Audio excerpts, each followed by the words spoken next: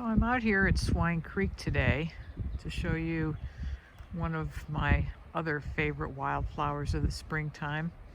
Um, we're just down from the picnic shelter in the valley at Swine Creek, and there's a nice clump of Dutchman's breeches right over here.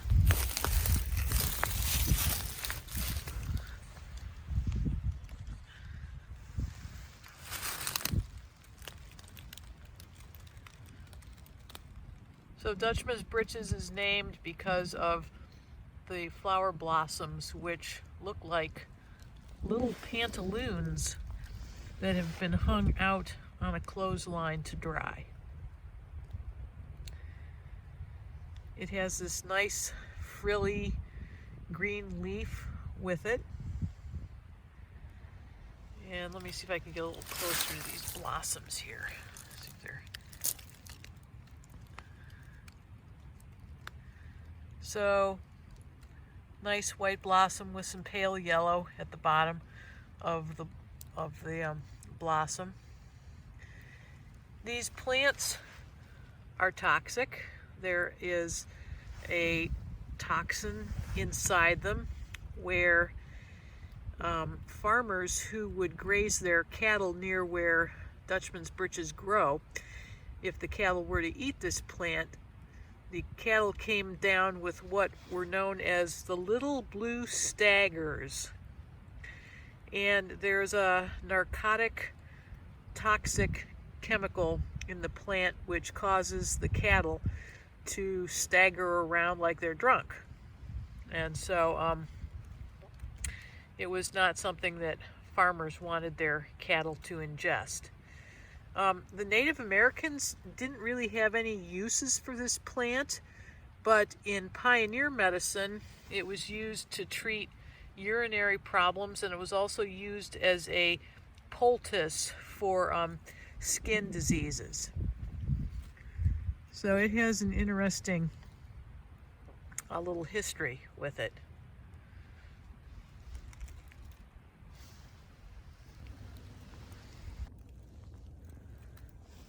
I'm at Headwaters Park right now on the Eagle Trail, and I found another wildflower for you to take a look at.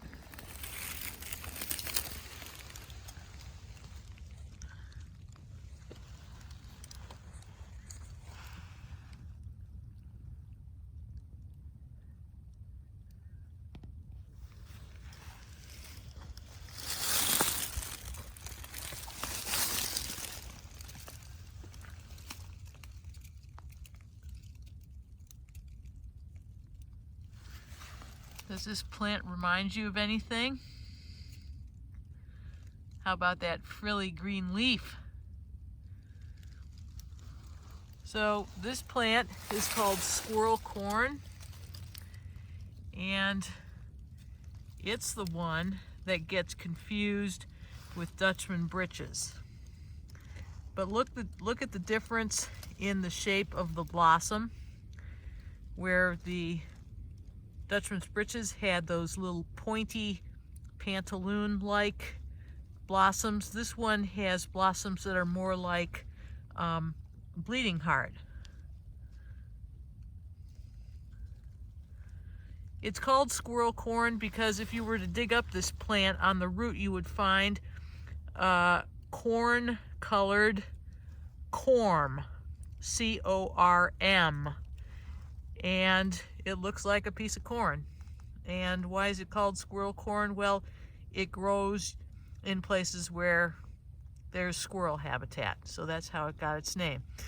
Now, to tell the difference between Dutchman's breeches and squirrel corn, you can look at the blossom, of course, but also the leaves of squirrel corn are a little bit more blue-greenish rather than a nice deep green like the Dutchman breeches leaves were. So you can't always use that as a characteristic, but it's something that could help if you're seeing it in the woods and it's not in bloom yet.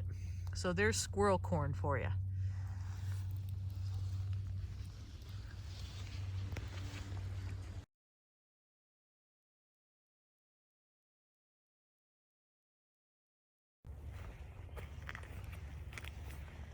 So I came to the West Woods this morning to tell you about another wildflower, but this is what I saw when I got here.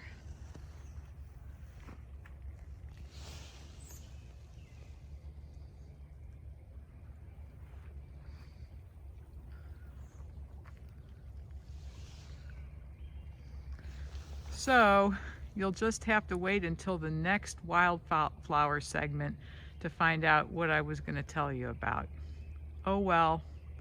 What do they say? 3 times it has to snow on the daffodils before spring officially comes? Alas.